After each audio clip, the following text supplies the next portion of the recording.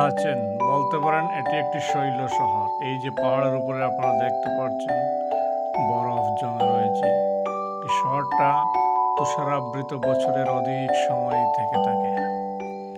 শুধুমাত্র মে থেকে অক্টোবর পর্যন্ত বরফ তেমন একটা থাকে না, শুধু পাহাড়ের চূড়াই থেকে থাকে।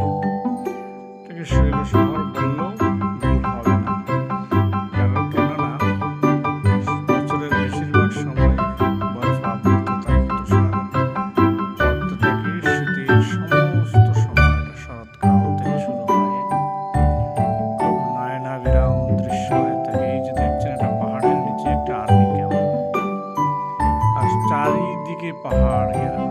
এই যে একটু সবজি ক্ষেত রয়েছে, এই জওয়ানরা এখানে সবজি ক্ষেত করে থাকে। আমরা বেশ ঘুরে দেখলাম, এটা মে মাসে কিন্তু ওরা বাঁধাকপি, ফুলকপি এগুলো ক্ষেত করেছে।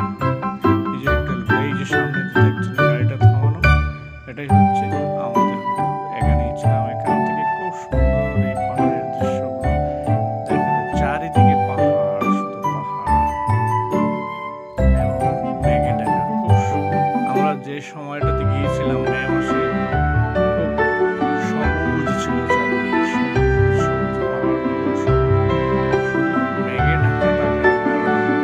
কিছুটা ভালোভাবে পাহাড়গুলোকে অবলোকন করা যায়নি, কিন্তু পাহাড়ের উপরে বরফগুলোকে সুন্দরভাবে অবলোকন করা গেল। খুব সুন্দরভাবে হোটেলগুলো এখানে সাজানো থাকে, কারণ এখানের মেইন ব্যবসাটাই হচ্ছে টুরিস্ট ছাড়া এখানে কিছু নেই।